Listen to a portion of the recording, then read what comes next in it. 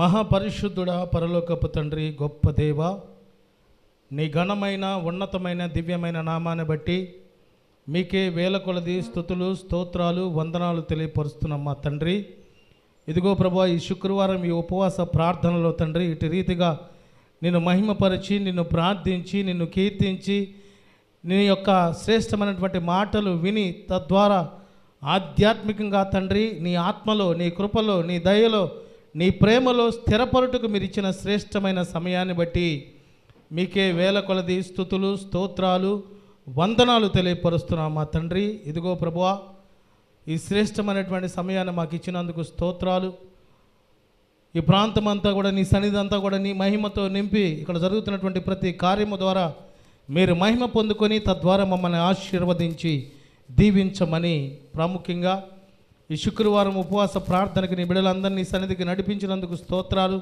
ఇంకా రానైనటువంటి వారిని నీ సన్నిధికి మీరు నడిపించి నీ యొక్క గొప్ప ఉన్నతమైనటువంటి నామాన్ని ఘనపరిచేటువంటి అట్టి కృప మా అందరికీ మీరు దయచేయమని నజరేయుడైన యేసుక్రీస్తు ప్రభువారి ఉన్నతమైన నామమున ప్రార్థించి అడిగి వేడుకొనుచున్నాము మా తండ్రి, ఆమేన్. ప్రార్థన ఆలకించిన దేవునికి స్తోత్రం చూద్దాం. స్తోత్రమయ్యా, స్తోత్రమయ్యా, స్తోత్రమయ్యా, స్తోత్రమయ్యా, స్తోత్రమయ్యా, స్తుతి స్తుతి స్తుతి స్తుతి, స్తోత్రం స్తోత్రం స్తోత్రం. హల్లెలూయా, హల్లెలూయా, హల్లెలూయా. మంచిది, ఓ ప్రత్యేకమైన పాట పాడుకొని ప్రభు నామాన్ని కొనియాడదాం.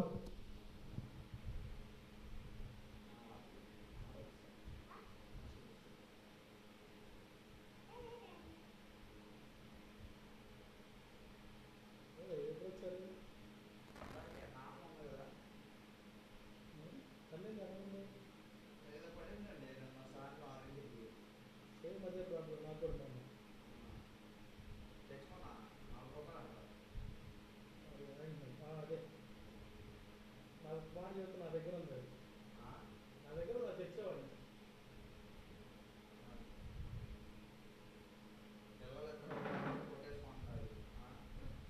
కుర్చీ లాగమాకండమ్మా, సౌండ్ వచ్చింది కదా పిల్లలు.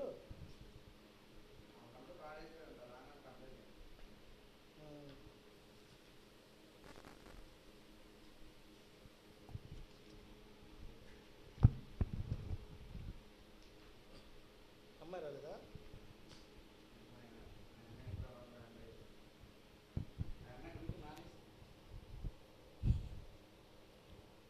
ఓ ప్రత్యేకమైన పాట పాడుకొని ప్రభు నామాన్ని మహింపరుద్దాం. చప్పట్లు కొడుతూ ప్రభువుని పాట పాడుకొని ప్రభువుని ఘనపరుద్దామండి. యేసయ్యా నా ప్రాణమా, ఘనమైన స్తుతిగానమా, యేసయ్యా నా ప్రాణమా, ఘనమైన స్తుతిగానమా, అద్భుతమైన నీ ఆదరణే, ఆశ్రయమైన నీ సంరక్షణయే నాను నీడగా వెంటాడెను. నే అలయక నడిపించెను. నా జీవమా, నా స్తోత్రమా, నీకే ఆరాధన. నా స్నేహము, సంక్షేమము, నీవే ఆరాధ్యుడా. యేసయ్యా నా ప్రాణమా, ఘనమైన స్తుతిగానమా. చిరకాలము నాతో ఉంటానని, క్షణమైన వీడి పోలేదని, నీలో నన్ను చేర్చుకున్నావని, తండ్రితో ఏకమై ఉన్నామని, ఆనందగానము నే పాడనా, ఆనందగానము నే పాడనా, ఏదైనా నాకున్న సంతోషము నీతోనే కలిగున్న అనుబంధమే ఏదైనా నాకున్న సంతోషము, నీతోనే కలిగున్న అనుబంధమే. సృజనాత్మకమైన నీ కృప చాలు, నే బ్రతికున్నది నీ కోసమే. సృజనాత్మకమైన నీ కృప చాలు, నే బ్రతికున్నది నీ కోసమే. యేసయ్యా నా ప్రాణమా, ఘనమైన స్తుతిగానమా. యేసయ్యా నా ప్రాణమా, ఘనమైన స్తుతిగానమా. అద్భుతమైన నీ ఆదరణే, ఆశ్రయమైన నీ సంరక్షణయే నన్ను నీడగా వెంటాడెను. నే అలయక నడిపించెను.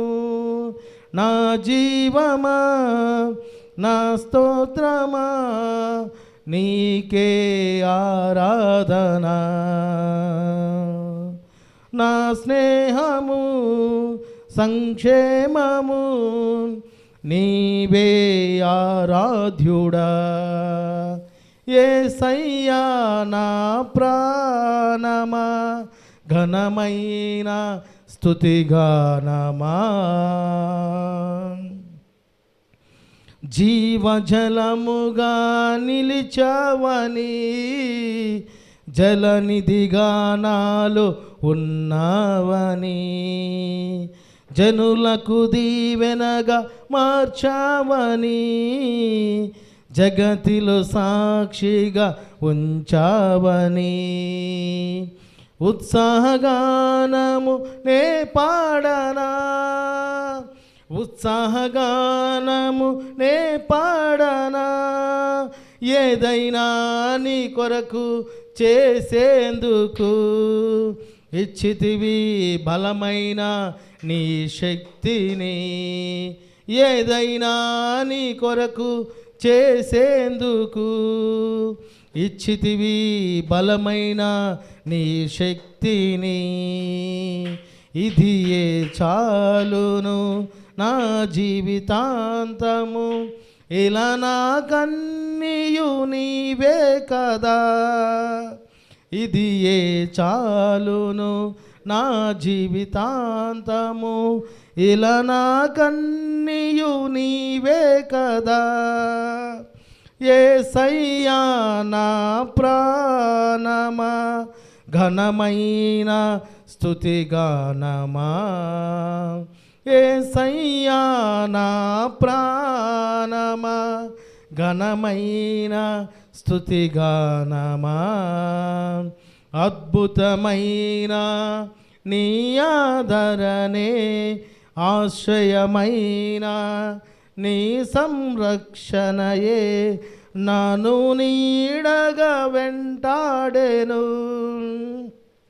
నే అలయక నడిపించెను. నా జీవమా, నా స్తోత్రమా, నీకే ఆరాధన. నా స్నేహము, సంక్షేమము, నీవే ఆరాధ్యుడా. యేసయ్యా నా ప్రాణమా, ఘనమైన స్తుతిగానమా. మధురము కాదా నీ నామ ధ్యానం, మరపురానిది నీ ప్రేమ మధురం.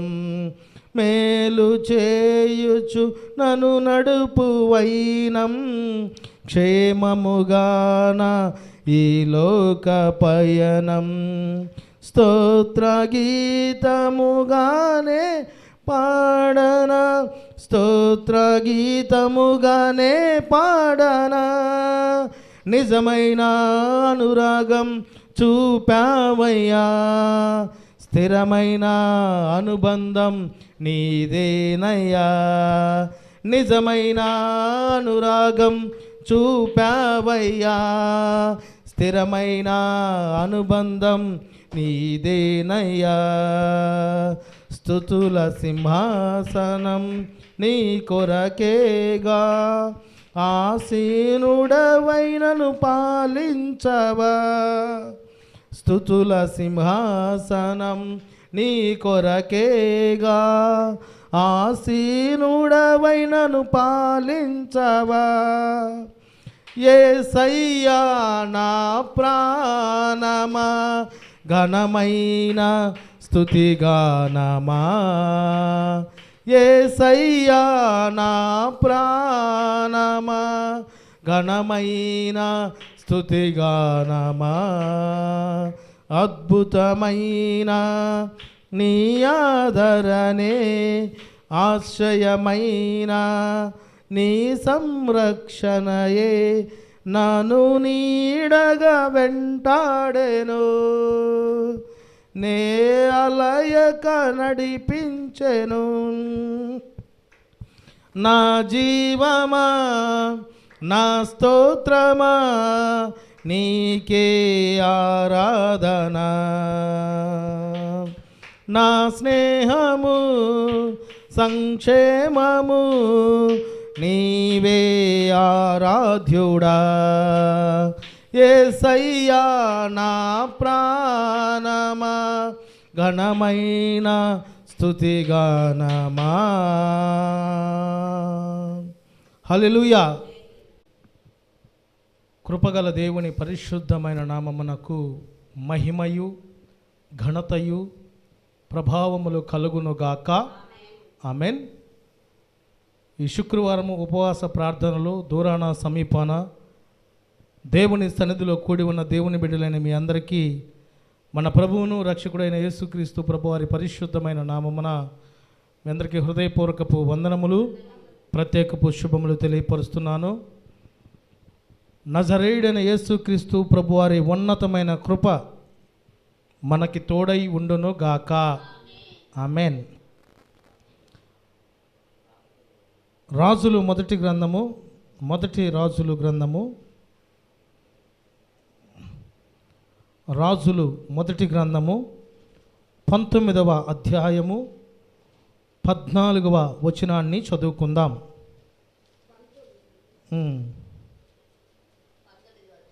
19వ అధ్యాయము 14వ వచనాన్ని ఎవరైనా చదవగలరా? అందుకతడు, ఇశ్రాయేలు వారు నీ నిబంధనను త్రోసివేసి నీ బలిపీఠములను పడగొట్టి ఖడ్గము చేత హతము చేసిరి. సైన్యములకు అధిపతియు దేవుడునగు యెహోవా కొరకు మహారోషము గలవాడనై నేను ఒకడును మాత్రమే మిగిలి ఉండగా వారు నా ప్రాణము తీసివేయుటకై చూచుచున్నారని చెప్పాను. ప్రార్థన చేసుకుందాం. పరిశుద్ధుడా మహోన్నతుడా మా దేవా, మీకే స్తోత్రం. ఇదిగో తండ్రి, ఈ శుక్రవారం ఉపవాస ప్రార్థన ఇంతవరకు చేసిన ప్రార్థన మీరు ఆలకించినందుకు స్తోత్రాలు. పాడిన పాటల ద్వారా మీరు మహిమ పొందుకున్నందుకు వందనాలు. శ్రేష్టమైన ప్రాముఖ్యమైనటువంటి సమయంలోనికి మేము వచ్చి ఉన్నాం తండ్రి. నీ మాటలు తండ్రి మేము వినిచుండగా వినగలిగిన చెవులు, గ్రహించగలిగిన మనస్సు నాకు మాకు నీ బిడ్డలందరికీ మీరు దయచేయమని నజరేయుడైన యేసు క్రీస్తు ప్రభువారి నామమున అడుగుచున్నాము తండ్రి. ఆమెన్. ఇక్కడ చూస్తూ ఉంటే ఈ శుక్రవారపు దినమున ప్రాముఖ్యమైనటువంటి మాట మనం గమనించగలిగితే ఈరోజు వర్తమానము దేవునికి ఎలాంటి వారు కావాలి. చాలామంది ఏమనుకుంటా ఉంటారు, నేను దేవుని దృష్టిలో ఉన్నానా లేదా, దేవుడు నా ప్రార్థన వింటున్నాడా లేదా, దేవుడు నా పక్షాన ఉన్నాడా లేదా, దేవుడు నా జీవితంలో ఏ ఏ కార్యాలు జరిగిస్తున్నాడని ఆలోచన కలిగి ఉంటాం. కానీ అయితే మనం గమనించాల్సింది ఏంటంటే అసలు దేవుడు ఎలాంటి వారు కావాలి, దేవుడు ఎలాంటి వారి పక్షాన ఉంటాడు, దేవుడు ఎలాంటి వారి పక్షాన దేవుడు ఒకవేళ మన పక్షాన ఉంటే మనం ఏమి కలిగి ఉంటాం, ఎలాంటి జీవితం కలిగి ఉంటాం, ఎలాంటి రోషము కలిగినటువంటి జీవితాలు మన జీవితాల్లో కలిగి ఉంటామన్నది కొన్ని మాటల ద్వారా మనం జాగ్రత్తగా గమనించగలిగినట్లయితే దేవునికి ఎలాంటి వారు కావాలంటే మొదటిగా ఆయన కొరకు రోషము గలవారు కావాలంటండి. హల్లెలూయా.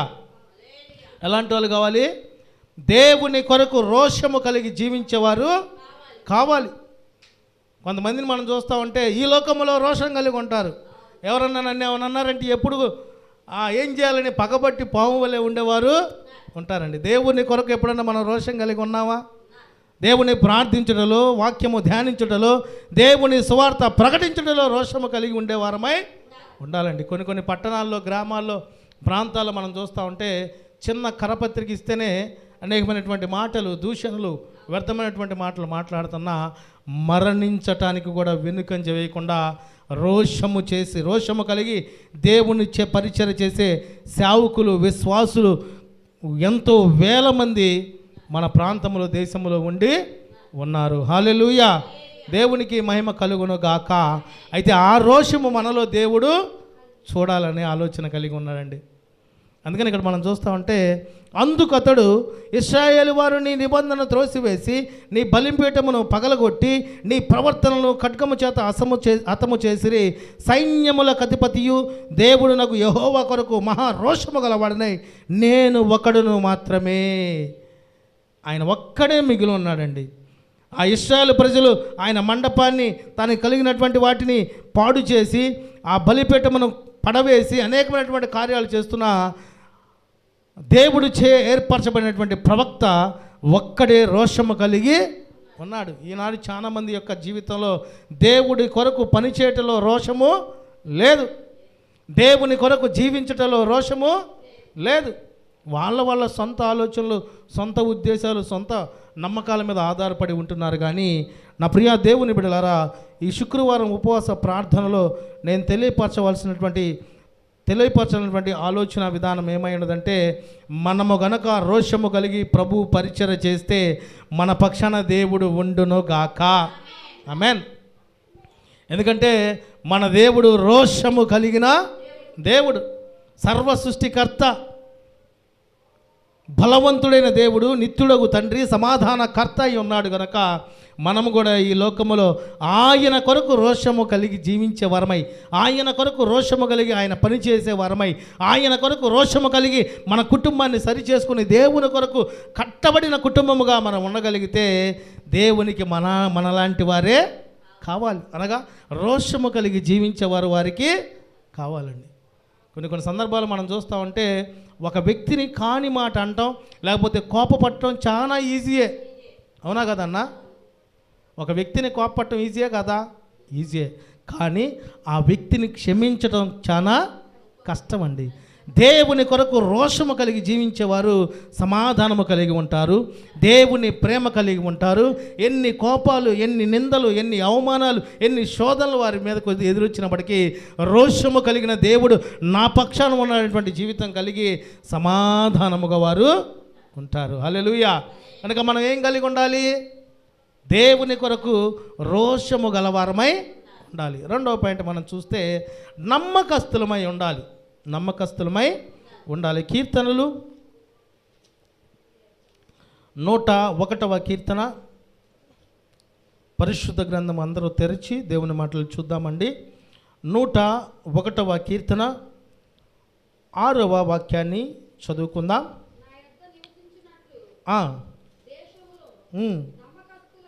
నమ్మకస్తులైన వారిని నేను కనిపెట్టుచున్నాను, నిర్దోష మార్గమందు నడుచువారు నాకు పరిచారకులగుదురు. హల్లెలూయా.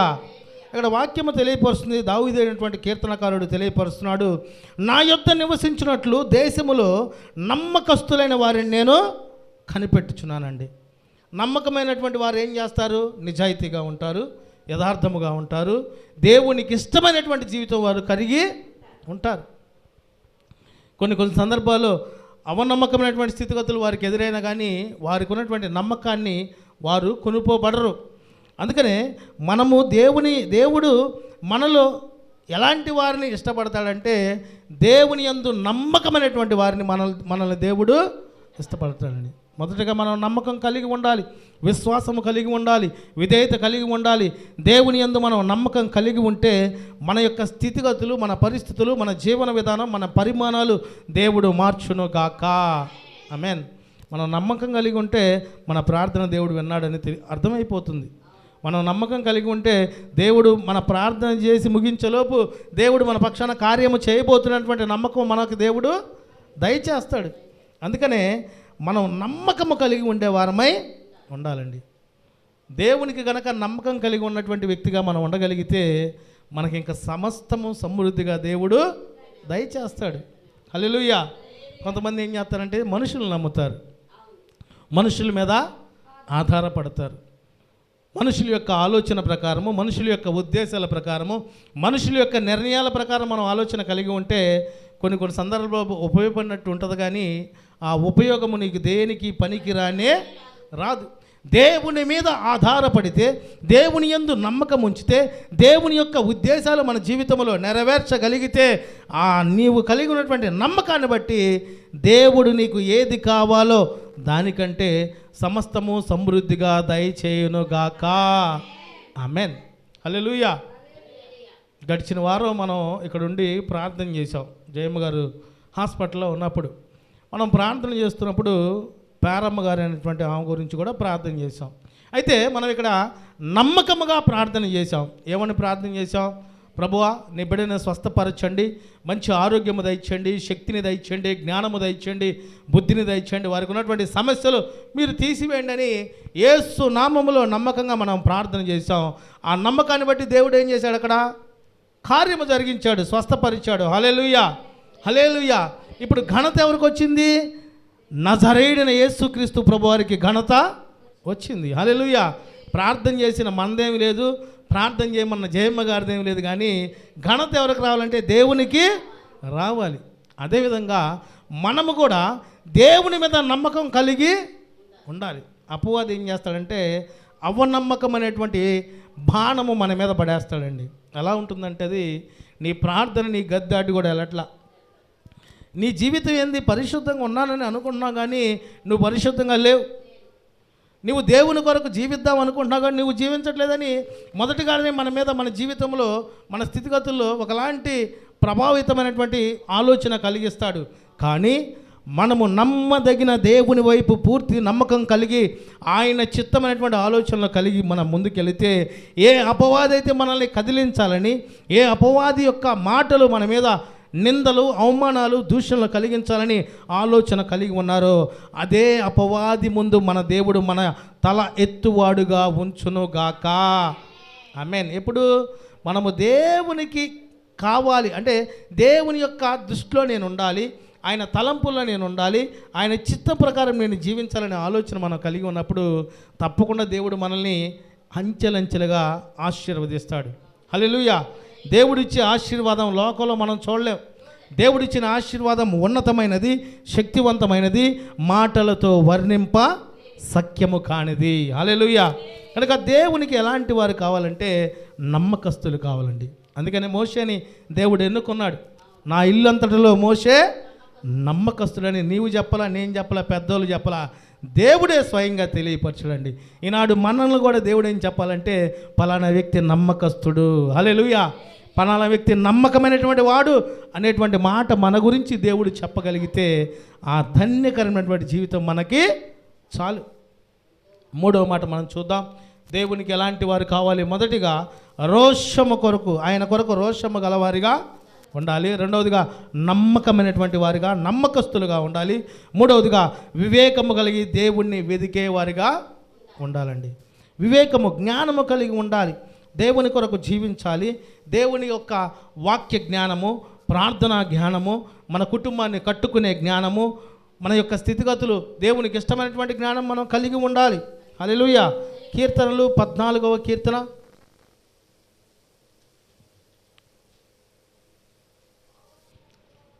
2వ వాక్యాన్ని చదువుకుందామండి. వివేకము కలిగి దేవుణ్ణి వెతుకువారు కలరేమో అని యెహోవా ఆకాశము నుండి చూచి నరులను పరిశీలించెను. దేవునికి మహిమ కలుగునుగాక. ఆమెన్.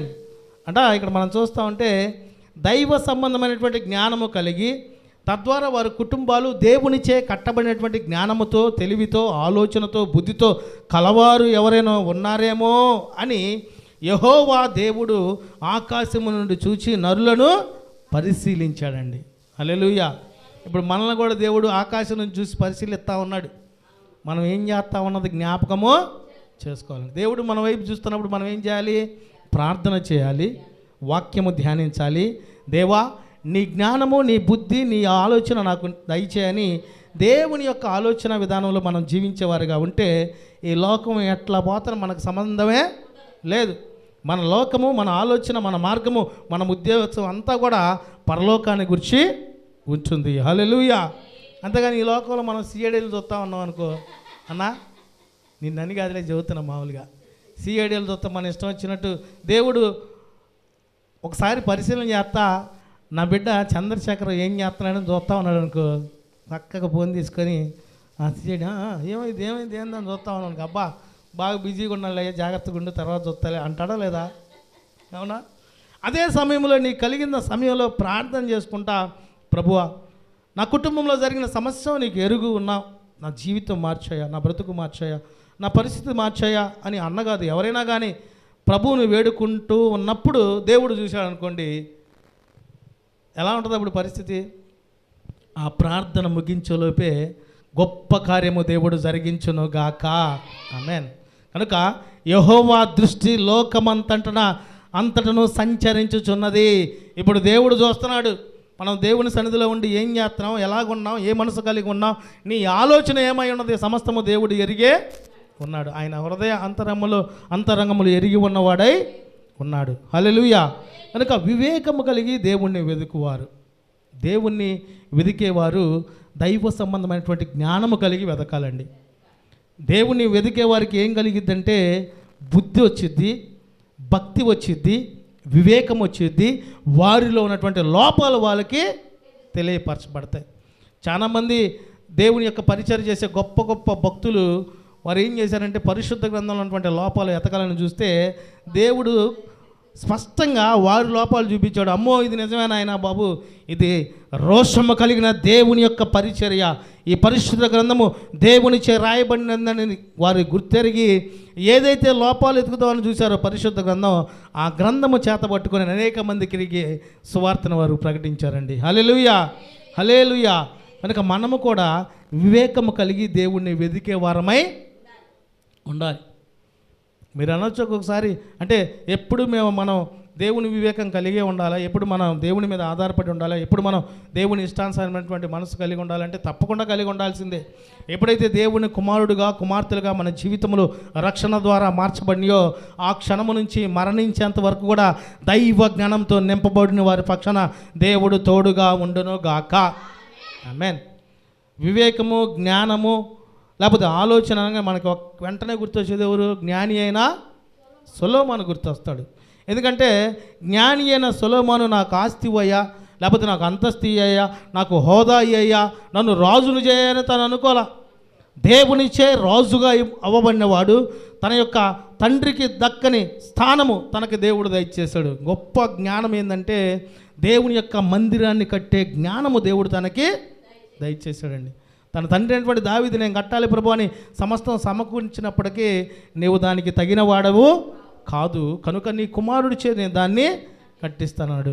ఆయన కట్టిన జ్ఞానాన్ని బట్టి అందరూ బిత్తరపై ఆశ్చర్యపోయారు. హల్లెలూయా. ఆయన ప్రాంతంలో రాజుగా ఉన్నప్పుడు వచ్చిన సమస్యలు తీర్చినప్పుడు ఈ జ్ఞానం ఎక్కడి నుంచి వచ్చిందని జనాలు, దేశాలు ఆలోచన కలిగి ఉన్నటువంటి జ్ఞానము దేవుని చేతను పొందుకున్నాడండి. నాకు జ్ఞానము, దేవుణ్ణి వేడుకుంటున్నప్పుడు దేవుడు వచ్చినప్పుడు ఏమడిగాడు? ఒక జ్ఞానం ఇస్తే చాలు ప్రభా, నువ్వు ఇచ్చినటువంటి ఈ యొక్క ఖ్యాతిని నేను నీ ఇష్ట ప్రకారం నెరవేర్చడం కొరకు నాకు వివేకము, జ్ఞానం ఇయ్య అన్నాడు. కానీ ప్రభువా ఈ దేశం అంతా కూడా నేను చచ్చిపోయేదాకా పరిపాలించాలి, లేకపోతే ఈ దేశంలో ఉన్నటువంటి అవి ఇవి ఏమీ అడగలేదుగా. అయినా దేవుడు పక్షపాతి కాదుగా, ఒక జ్ఞానంతో పాటు తనకి సిరి సంపదలు దేవుడు దయచేశాడండి. హల్లెలూయా. కనుక మనలో ఏమి కావాలంటే దైవ సంబంధమైనటువంటి వివేకము మనలో దినదినము ఎదుగుదల కలిగి ఉండే వారమై ఉండాలండి. ఎప్పుడైతే దైవ సంబంధమైనటువంటి వివేకం మనం కలిగి ఉంటామో దేవుని వాక్యము ద్వారా, దేవుని మాటల ద్వారా, దేవుణ్ణి ప్రార్థించడం ద్వారా, దేవుణ్ణి స్తుతించడం ద్వారా, దేవుణ్ణి ఆరాధించడం ద్వారా దేవుడు మనకి దయచేయనుగాక. ఆమేన్. 4వ పాయింట్ మనం చూద్దాం. దేవునికి ఎలాంటి వారు కావాలి? 4వ పాయింట్, దేవుని చిత్తము నెరవేర్చువారు కావాలండి. కొంతమంది ఏం చేస్తారంటే మన చిత్తాలు నెరవేర్చుకోవాలి. అవునా కదా? నేను ఆ ఊరు వెళ్ళాలంటే కంపల్సరీ నేను వెళ్ళి రావాల్సిందే, లేదంటే మనం అక్కడ ఆ ప్లేస్లో అది చేయాలంటే కంపల్సరీ మనం చేయాల్సిందే. దేవుడు కూడా గొప్పవాడండి. మనం కొన్ని ప్రాంతాలకు వెళ్దాం అన్నప్పుడు ఆ ప్రాంతానికి ఎప్పుడు కావాలో, ఏ సందర్భంలో కావాలో, ఏ సమయంలో కావాలో ఆయనే నడిపిస్తాడు. హల్లెలూయా. అవునా కదా? కనుక మనము దేవుని చిత్తము నెరవేర్చేవారిగా ఉంటే దేవునికి కావాల్సినటువంటి వారిగా, అనగా ఆయన యొక్క సొంత వారిగా మనము ఉంటాం. మీరు అనొచ్చు, ఈ లోకంలో అందరూ దేవుని బిడ్డలు కాదంటే అందరూ దేవుని బిడ్డలే. కానీ ఆయన యొక్క ఉద్దేశాల ప్రకారం, ఆయన చిత్త ప్రకారం, ఆయన ఆజ్ఞ ప్రకారం, ఆయన వాక్కు ప్రకారం, ఆయన మార్గాల్లో జీవించేవారే దేవుడికి ఇష్టమైనటువంటి వారుగా పరిశుద్ధ లేఖనము తెలియపరుస్తుంది. హల్లెలూయా. చూద్దాం అపోస్తుల కార్యములు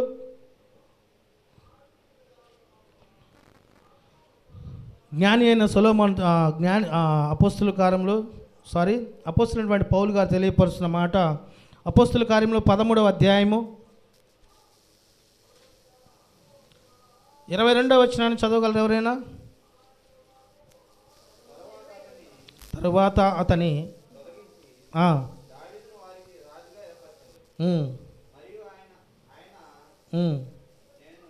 నేను యెష్షై కుమారుడైన దావీదును కనుగొంటిని, అతడు నా ఇష్టానుసారుడైన మనుష్యుడు, అతడు నా ఉద్దేశమని నెరవేర్చినని చెప్పి అతన్ని గూర్చి సాక్ష్యము ఇచ్చినండి. అంటే ఇక్కడ చూస్తూ ఉంటే దావీదు దేవుని చిత్తము నెరవేర్చిన వారై ఉన్నాడని స్వయంగా దేవుడే తెలియపరుస్తున్నాడు. ఏమంటున్నాడు?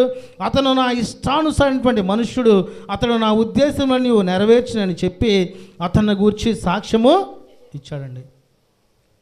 సమూయేలు గారు వచ్చి యెష్షై గారి కుమారుని అభిషేకించాలంటే అన్నప్పుడు యెష్షై గారు చేసిన పని ఏంటంటే దావీదుని పిలిపించాల. వాళ్ళకి కలిగి ఉన్నటువంటి బిడ్డలందరినీ పిలిపించి, అదిగోయా సమూయేలు గారు, ఇదిగో వీళ్ళే నా బిడ్డలు అన్నప్పుడు దేవుడు ఏమన్నాడంటే, వీళ్ళని కాదు నేను కోరుకుంది, మరి ఒక కుమారుడు ఉన్నాడు అన్నాడండి. అంటే వాళ్ళ కుటుంబంలోనే యెష్షై తన తండ్రికి, తన సహోదరులకే దావీదు అంటే ఇష్టం లేదు.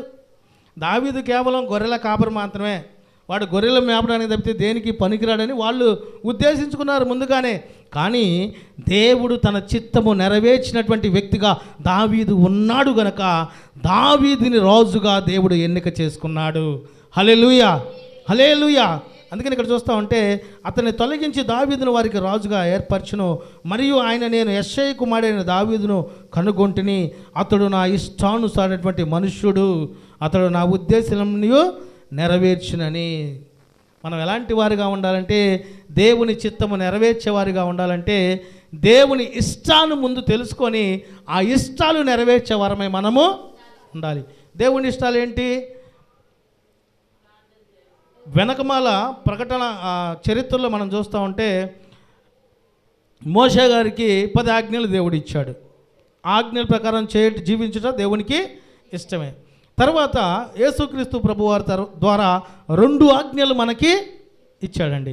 ఇక్కడ మనం గమనించాల్సింది ఏంటంటే ఈ 10 ఆజ్ఞల్లో ఉన్నటువంటి మాటల అర్థము ఈ 2 ఆజ్ఞల్లోనే ఉంది.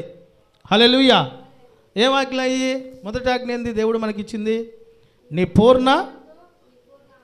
పూర్ణాత్మతో, నీ పూర్ణ బలముతో, నీ పూర్ణ మనసుతో నీ తండ్రి అయిన దేవుణ్ణి సన్మానించుము.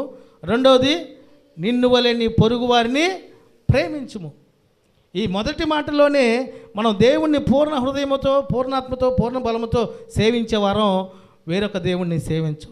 మన మాట నమ్మకంగా ఉంటుంది, నీతి కలిగి ఉంటాం, తల్లిని తండ్రిని సన్మానించేవారుగానే ఉంటామండి. ఇక్కడ ఉన్నటువంటి అర్థాలు, ఈ అర్థాలు మనం ఆధ్యాత్మికమైనటువంటి జ్ఞానంతో మనం చూస్తే తప్పకుండా దేవుడు ఇచ్చినటువంటి మాటల ప్రకారం మనం జీవించటం, ఆయన ప్రేమని, ఆయన కాపుదలను పొందుకొని మనం జీవించడమే దేవుని చిత్తమై ఉన్నది. ఎవరైతే దేవుని ఆజ్ఞ ఇష్టపడి ఆ ఆజ్ఞ ప్రకారం జీవిస్తారో వారు దేవుణ్ణి ప్రేమించిన వారై ఉంటారండి. దేవుణ్ణి ప్రేమించేవారుగా మనం ఉంటే మనల్ని దేవుడు తిరిగి ప్రేమిస్తాడు అంతే, అందులో ఏ డౌటు లేదు. కనుక మనం ఏం చేయాలి? సిఐడీలు చూడాలా? మనం ఏం చేయాలి? దేవుని చిత్తమును నెరవేర్చేవారమై మనము ఉండాలి. మనకు కలిగిన సమయం అంతట్లో కూడా మనకిష్టమైనటువంటి విషయాలు, మనకిష్టమైనటువంటి ఆలోచన, మనకిష్టమైనవి చూసేవారుగా మనం ఉంటే దానివల్ల ప్రయోజనం ఏమి ఉండదు. దేవునికి ఏది ఇష్టమైందో అది మనం చేయగలిగితే, శ్రమలో, బాధలో, ఇబ్బందులో ఉన్న వారికి దేవుని మాటలు తెలియపరచగలిగితే, నీ కుటుంబం, నీ జీవితం, నీ యొక్క స్థితిగతులు ప్రార్థన ద్వారా నలగొట్టబడితే, చాలామంది అనుకుంటా ఉంటారు దేవుణ్ణి నమ్ముకుంటే చాలు ఇంక అన్ని ఆశీర్వాదాలు అనుకుంటా ఉంటారు. అవునా కదా? దేవుణ్ణి నమ్ముకున్న బిడ్డలకి ప్రతి దినము శ్రమ ఎదురవుతూనే ఉంటుంది, అందులో నో మోర్ డౌట్. కానీ ఆ శ్రమ ద్వారా మనము మన జీవితాలు, మన కుటుంబాలు ఎలా మార్చుకోవాలో దేవుడు మనకు తెలియపరుస్తూ ఉంటాడు. హల్లెలూయా. శ్రమ వచ్చింది కానీ ఆ శ్రమ వల్ల మరణం మనకు రాదండి. ఎందుకంటే ఆ శ్రమ, ఆ యొక్క మన జీవితాలు, మన స్థితిగతులు సమస్తము దేవుని యొక్క చేతిలో ఉండి ఉన్నాయి. అందుకనే నేనే మార్గమును, నేనే సత్యమును, నేనే జీవమునై ఉన్నానని దేవుడు తెలియపరిచాడండి. హల్లెలూయా. కనుక మనం ఏం చేయాలంటే, ఇప్పుడు దేవుడికి ఎలాంటి వారు కావాలంటే దేవుని చిత్తము నెరవేర్చేవారు కావాలి. దేవుని చిత్తాన్ని నెరవేరుతున్నాం మనం. అక్షయ, ఏం చేస్తున్నాం మనం? దేవుని చిత్తం ఏమై ఉన్నది? దేవుని వాక్యము తెలియని వారికి దేవుని మాటలు తెలియపరచాలి. మొదటిగా దేవుని యందు భయము, భక్తి కలిగి ఉన్నవారు వారు బాగుంటూ అనేక మందికి మాదిరికరమైనటువంటి జీవితం కలిగి ఉండాలి. రెండవదిగా దేవుడు పరిశుద్ధుడై ఉన్నాడు కనుక మనం కూడా పరిశుద్ధులమై ఈ లోకములో ఉండాలి. మూడవదిగా మన కుటుంబము, మన జీవితము, మన నడవడిక, మన మాటలు, మన తలంపులు, మన ఉద్దేశాలు సమస్తము దేవునికి ఇష్టమైన రీతిగా ఉండాలండి. హల్లెలూయా. కనుక దేవునికి ఎలాంటి వారు కావాలంటే దేవుని చిత్తము నెరవేర్చేవారు కావాలి. చివరిగా 5వ పాయింట్ మనం చూద్దాం. దేవునికి ఎలాంటి వారు కావాలి? మొదటి మాట ఏంది? ఆయన కొరకు రోషము గలవారు దేవునికి కావాలి. రెండవదిగా నమ్మకస్తులు కావాలి. మూడవదిగా వివేకము కలిగి దేవుణ్ణి వెదికేవారు కావాలి. నాలుగవదిగా దేవుని చిత్తము నెరవేర్చేవారు కావాలి. చివరిగా 5వదిగా మనం చూస్తే యథార్థ పరులై భక్తి గలవారు దేవునికి కావాలంటండి. హల్లెలూయా. మీకా గ్రంథము 7వ అధ్యాయము 2వ వచనాన్ని చదువుకుందాం. భక్తుడు దేశములో లేకపోయేను, జనులలో యథార్థపరుడు ఒక్కడును లేడు. అందరును ప్రాణహాని చేయుటకై పొంచియుండు వారే. ప్రతి మనుష్యుడును కిరాతుడై తన సహోదరుని కొరకు వలలను ఒగ్గును. హల్లెలూయా. అంటే ఇక్కడ వాక్యం తెలియపరుస్తుందంటే యథార్థవంతుడు ఒకడును లేడండి. కానీ దేవుడు యథార్థవంతుడైనటువంటి దేవుని యొక్క బిడలుగా ఉన్నటువంటి వారు ఆయన మీద ఉంచినటువంటి విశ్వాసాన్ని బట్టి, నమ్మకాన్ని బట్టి, నీతిని బట్టి యథార్థవంతులుగా మార్చబడ్డారు. హల్లెలూయా. అయితే ఈ యథార్థత ఎవరికి ఉంటుంది? దేవుని చిత్తము నెరవేర్చే వారికి ఉంటుంది, దేవుని యొక్క వివేకము కలిగి ఉన్న వారికి ఉంటుంది, దేవుని కొరకు రోషముగా జీవించే వారికి ఉంటుంది, దేవుని మీద నమ్మకము కలిగి జీవించే వారికి యథార్థత ఉంటుంది. యథార్థంగా ఒక వ్యక్తి ఉన్నాడు అంటే ఆ వ్యక్తిలో ఉన్నటువంటి గుణగణాలు మనం పరీక్షిస్తేనే చెప్పగలం. అవునా కదా? రోడ్డు మీద ఒక వ్యక్తి వెళ్తూ ఉన్నాడండి. వెళ్తా సిగరెట్ తాగుతూ వెళ్తున్నాడు అనుకోండి. ఉదాహరణకి సిగరెట్ తాగుతున్న వ్యక్తిని ఇంకొక వ్యక్తి ఉండి, ఇతను అంత మంచోడు లేదు, చాలా మంచోడు, చాలా భక్తి గలవాడు, చాలా యథార్థవంతుడు, చాలా నీతిమంతుడని మనతో అన్నాడు అనుకోండి. ఎవరిని పక్కన ఉన్న వాళ్ళతో వెంటనే ఉంటారు, పోరా బాబు ఏం చెప్పావు. కానీ అతనేమో ఆ రైలు ఇంజిన్ బొగ్గులా ఊతుకుంటా పోతుంటే నువ్వేమో యథార్థవంతుడు అన్నావు. అవునా కదా? అంటే మనకు అది కనపడుచు ఉన్నది కనుక మనం అనుకుంటా ఉంటే సర్వసాధారణంగా ఒక వ్యక్తి మంచివాడు, లేకపోతే యథార్థవంతుడు, నీతిమంతుడు, భక్తివంతుడు, పరిశుద్ధుడు, దేవుని యొక్క బిడ్డ అనడానికి చాలా సంవత్సరాలు పట్టిద్ది. అవునా కదా? ఒక వ్యక్తి చెడ్డవాడు అనడానికి కొన్ని సెకండ్లు మాత్రమే, కొన్ని సెకండ్లు మాత్రమే పడుతుందండి. అయితే దేవునికి ఎలాంటి వారు కావాలంటే వారు దేవుని రక్షణ పొందిన ఆనాటి నుంచి మరణించేంత వరకు యథార్థముగా భక్తి కలిగి దేవుని ఇష్టమైనటువంటి ఆలోచన కలిగి ఉన్నవారు యథార్థవంతులని వాక్యము తెలియపరుస్తుంది. ఇంకా ఇక్కడ మనం చూస్తూ ఉంటే భక్తుల దేశంలో లేకపోయిన, దేవుని యందు భక్తి కలిగి ఉన్నవారు దేశంలో లేరంటండి చాలామంది. అలాగని అందరూ కాదు, కొంతమంది. కనుక ఎవరైతే దేవుని యందు భయము భక్తి కలిగి ఉంటారో వారు దేవునిచే ఆశీర్వదింపబడతారు, దీవింపబడతారు. హల్లెలూయా. కుర్రని అట్టాకి పండుకోబెట్టండి, అన్నం పెడతా పండుకోనా. కనుక భక్తుల దేశంలో లేకపోయాను, జనులలో యథార్థపరుడు ఒకడును లేడు, అందరినూ ప్రాణహాని చేయుటకై పొంచి ఉండి వారే. ప్రతి మనుష్యుడును కిరాతకుడై తన సహోదరుని కొరకు వలలు ఒగ్గును. మనం చూస్తూ ఉంటాం కదా న్యూస్లో, ఏంది, అమ్మ ఆస్తి కోసం తమ్ముడిని అక్క చంపటం, లేకపోతే ఆ అన్నదమ్ములు ఇద్దరుని పురుషులైనటువంటి ఒకరి వాళ్ళు ఒకళ్ళు చంపుకోవటం, లేదంటే ఈ అన్నదమ్ములు ఇద్దరు కలిసి తల్లినో తండ్రినో చంపటం. ఈ మధ్యకాలం న్యూస్ చూస్తూ ఉంటే అసలు ఏమేం జరుగుతుందో ఏందో కూడా అర్థం కావట్లా. ఒక ప్రాంతంలో మీకు అందరూ తెలుసుగా, భర్త ఒక ఆమెను చంపేసి ఆమె కుక్కర్లో ఉడికిచ్చి మరి ముక్కలు చేసి తీసుకెళ్ళాడంట. ఏందన్నా ఈ పరిస్థితులు? అసలు ఏడున్నా మనం అసలు? అవునా కదా? భయంకరమైనటువంటి ఆ దినాల్లో మనం ఉన్నామండి. పరిస్థితులు ఎలాగ ఉన్నాయంటే ఎవరిని నమ్మలేని పరిస్థితి. ఎవరినన్నా నమ్మామనుకోండి ఎప్పుడేం జరిగిద్దో తెలియదు. అవునా కదా? కనుక మన నమ్మకం, మన ఉద్దేశం, మన తలంపులు దేవుని మీద నమ్మకం కలిగి ఉంటే ఆయనే మనల్ని నడిపిస్తాడు, బలపరుస్తాడు, స్థిరపరుస్తాడు. మన పక్షాన దేవుడు ఉంటాడండి. కనుక దేవునికి ఎలాంటి వారు కావాలంటే యథార్థ పరులైనటువంటి వారు కావాలి, భక్తి కలవారు దేవునికి కావాలి. అందుకని ఇక్కడ మనం చూస్తూ ఉంటే జనుల్లో యథార్థపడును ఒక్కడను లేడు, అందరినూ ప్రాణహాని చేయుటగా పొంచి ఉండి వారే. మనుష్యుడును కిరాతకుడై తన సహోదరుని కొరకు వలలు ఒగ్గునంటండి. మనం చూస్తూ ఉంటే సర్వసాధారణంగా ఈ లోకంలో అన్నదమ్ములు అక్క చెల్లెళ్ళు అందరూ ఉంటారు కదా. అందరిలో కల్లా ఒకళ్ళు బాగా ధనంగా ఉన్నారనుకోండి, బాగా ఖ్యాతి కలిగి, మంచి బంగారం కలిగి, కారులు కలిగి, బంగళాలు కలిగి, అన్నీ కలిగి ఉన్నారనుకోండి, మిగిలిన వాళ్ళు సమాధానంగా ఉంటారన్నా? ఉంటారా? ఏంది అన్న ఏం చెప్పడేంది, ఏడి అయితే చూతాడే ఏంది? ఉండరు. ఎందుకు ఉంటారంటే ఎంత గర్వం వచ్చింది రే వీడికి డబ్బు వచ్చినాక, అంతకుముందు నేను పోసి నీళ్లు తాగేవాడు, నేను పోసిన గంజి తాగేవాడు అనేవాళ్ళు అవుతారు.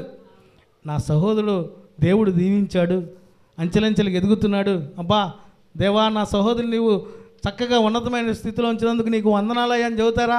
చెప్పరు.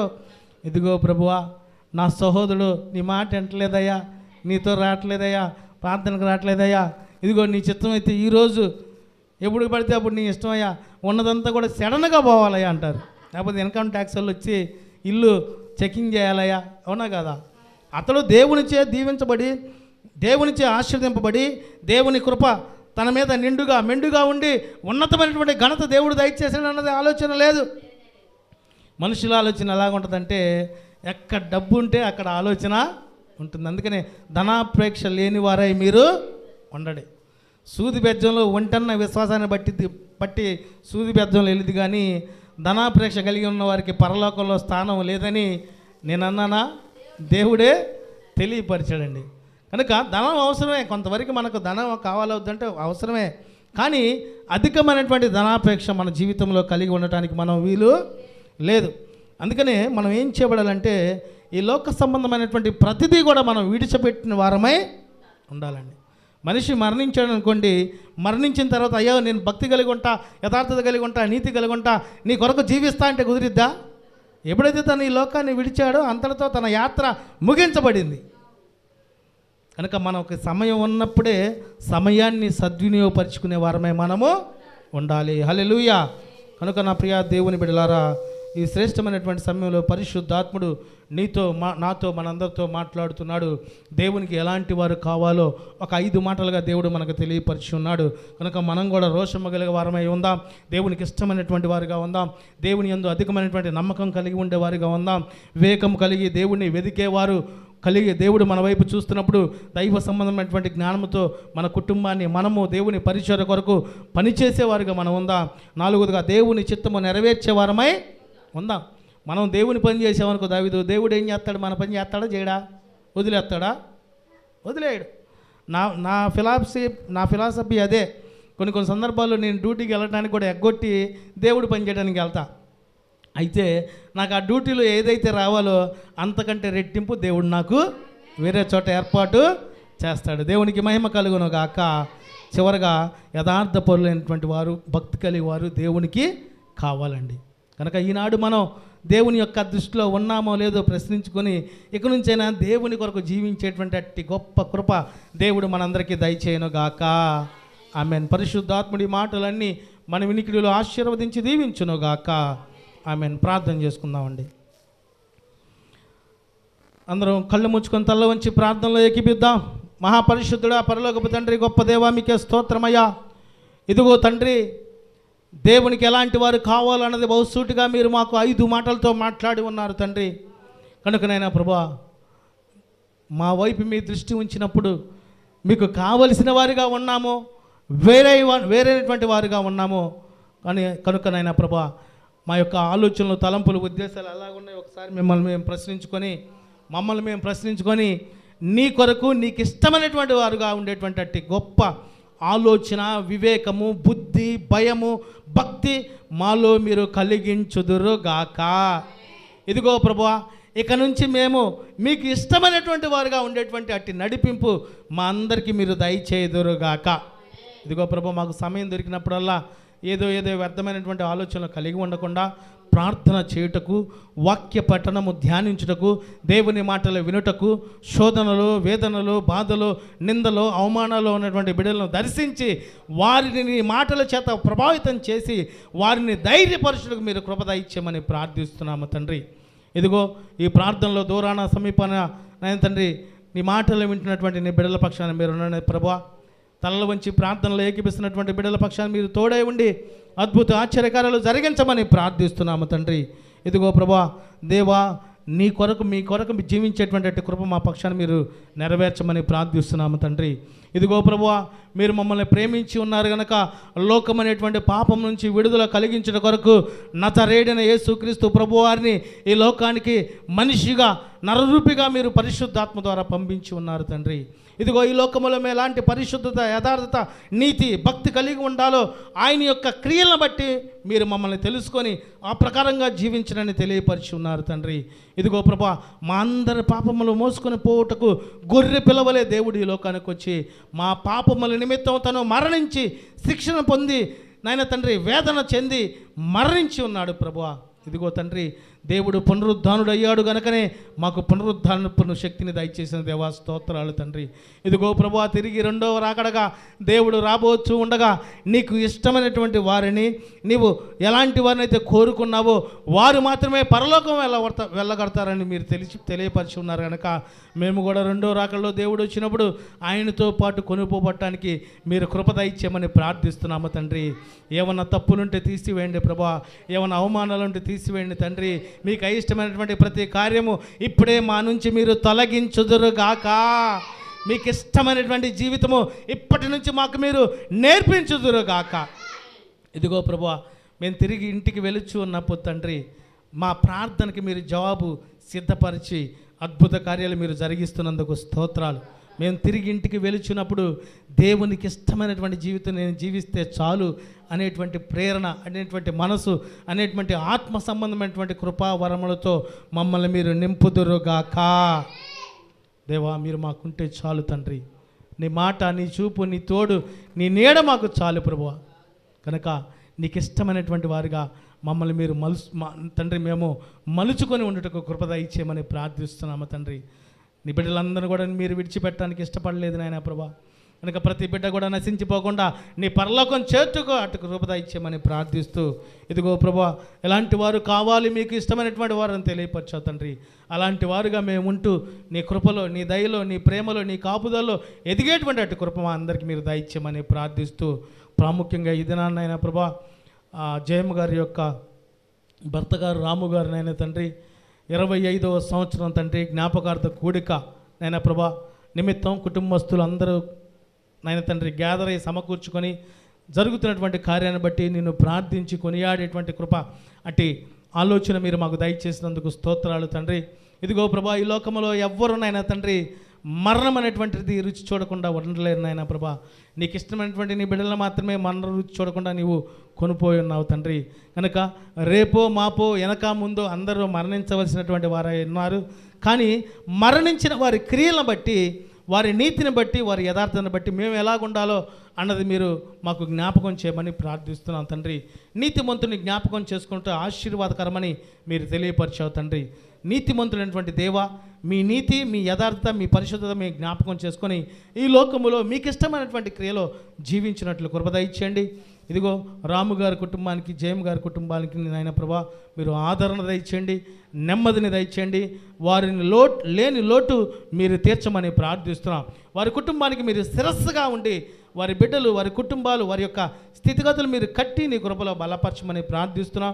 ఇదిగో ఈ ప్రార్థనలో ఏకీపిస్తున్నటువంటి దేవం గారిని బట్టి, చంద్రశేఖర్ అన్నను బట్టి, రవిని బట్టి, కృష్ణాన్ని బట్టి, ఇదిగో నీ చిన్న బిడ్డలందరిని బట్టి పేరు పేరున ప్రార్థిస్తున్నాం. దూరాన సమీపన నీ మాటలు ఆలకిస్తున్న బిడ్డలందరిని బట్టి కూడా ప్రార్థిస్తున్నాం తండ్రి.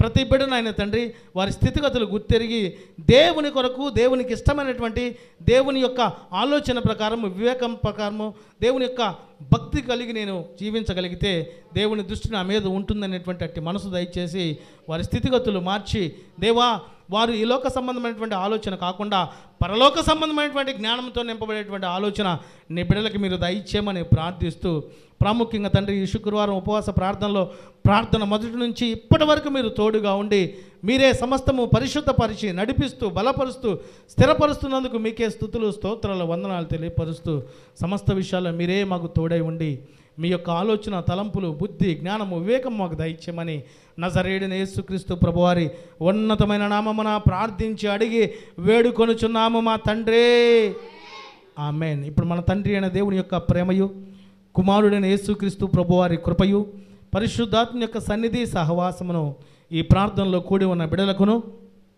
వారి కుటుంబాలకును, వారి బంధువులకును, దూరాన సమీపాన దేవుని మాటలు ఆలకిస్తున్నటువంటి ప్రియా దేవుని బిడలకును, వారి కుటుంబాలకును, వారి బంధువులకును దేవుడు ఇప్పుడును ఎల్లప్పుడూ సదాకాలము దేవుడు తోడై ఉండి ఆశీర్వదించి దీవించును గాక, ఆమేన్. మన ప్రభు అయిన యేసుక్రీస్తు ప్రభువారి ఉన్నతమైన కృప మీ అందరికీ తోడై ఉండును గాక, ఆమేన్. మీ అందరికీ హృదయపూర్వకపు వందనాలు పేరు పేరు తెలియపరుస్తున్నాను.